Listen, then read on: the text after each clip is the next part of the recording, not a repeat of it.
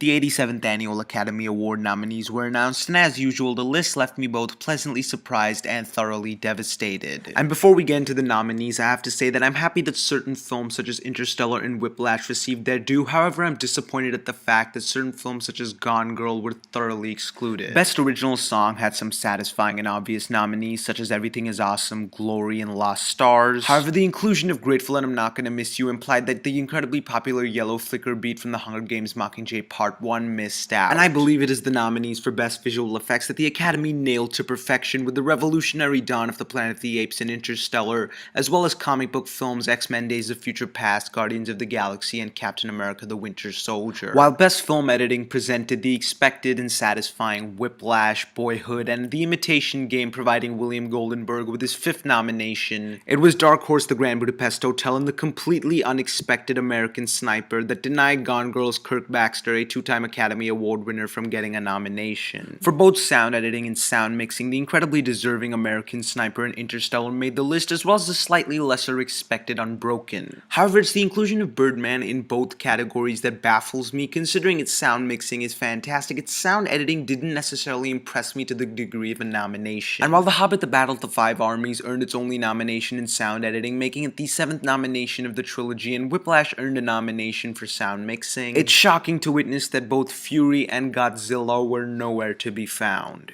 Best Production Design provided almost no surprises, with Interstellar, The Grand Budapest Hotel, The Imitation Game, Mr. Turner, and Into the Woods being all thoroughly deserving and difficult to replace. However, it is Best Animated Feature that shocked me to my core. While Big Hero 6, How to Train Your Dragon 2, and The Box Trolls were expected, including the expectation of one hand-drawn animated film, the inclusion of both The Tale of Princess Kaguya and Song of the Sea meant that the Lego Movie did not get its nomination, being a film that has been praised for almost an entire year now and has been hailed as one of the best animated features in a long time. It's absolutely devastating to witness as a fan myself, and for the fans of the film community, that the Lego Movie did not make the cut. It's safe to say that Best Supporting Actor was easiest to predict because there were no surprises whatsoever. These nominations have been locked in ever since the Golden Globes. Even Best Supporting Actress provided Patricia Arquette, Keira Knightley, and Emma Stone, who seemed like sure shots from the beginning. Meryl Streep, who managed to earn a record 19th acting nomination, and Laura Dern for Wild, who managed to just edge out Jessica Chastain from A Most Violent Year. Best Makeup and Hairstyling received the 3 likely nominations, a category that I believe should be expanded to 5. And even Best Costume Design wasn't particularly surprising, apart from the fact that Inherent Vice managed to make the list, something I did not expect,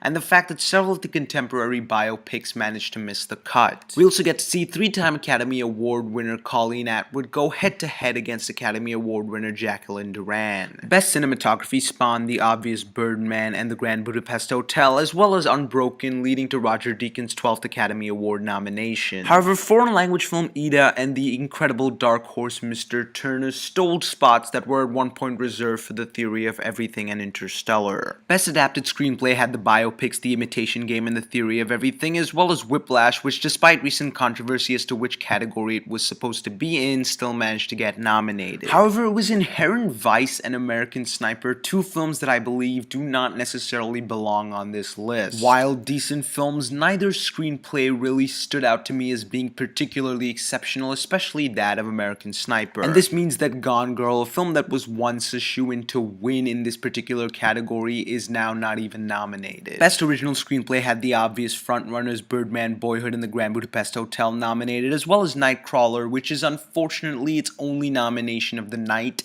Foxcatcher also managed to earn a nomination, which I can certainly understand, but that over Selma is something I find hard to believe. Best Original Score provided Alexander Desplat with not 1 but 2 nominations, Hans Zimmer with a nomination for Interstellar, as well as Johan Johansson for 1 for The Theory of Everything. However, once again, Mr. Turner showed up and took the nomination away from Trent Reznor and Atticus Ross for their work on Gone Girl. These Academy Award winners will have to wait for their next nomination. And it's always the nominees for Best Director that I always seem seem to have an issue with each and every year. While at this point, even though they're all not personal favorites, Richard Linklater, Alexander Gonzalez Iñárritu, and Wes Anderson were definitely getting the nomination. I didn't necessarily expect Morton Tildum to get nominated. Furthermore, Bennett Miller getting nominated for Foxcatcher is interesting because it's the first time since the Academy expanded the Best Picture category that a film getting nominated for Best Director does not have a Best Picture nomination. Furthermore, directors I believe are missing are David Fincher for Gone Girl, Ava DuVernay for Selma, James Marsh for The Theory of Everything, Damien Chazelle for Whiplash, and a personal pick, Christopher Nolan for Interstellar. Competing for Best Actress, we have longtime frontrunners Julianne Moore and Rosamund Pike, as well as Reese Witherspoon, who's been creeping up along the way. And while Felicity Jones was another expected nominee, Academy darling, if you will, ex-Academy Award winner Marion Cotillard managed to get that 5th spot, edging out recently hyped Jennifer Aniston for Kate. Best Actor this year is, as every year, incredibly competitive, with Michael Keaton and Eddie Redmayne going head-to-head, with Benedict Cumberbatch and Steve Carell not too far behind. And then the nominee I never saw coming, Bradley Cooper for American Sniper, edging out who were once frontrunners such as David Oyelowo for Selma or Jake Gyllenhaal for Nightcrawler. And the 8 films nominated for Best Picture include Birdman or The Unexpected Virtue of Ignorance and The Grand Budapest Hotel, both technical achievements with a solid 9 nominations. Not too far behind is The Imitation Game with 8 nominations, followed by the current frontrunner Boyhood with 6,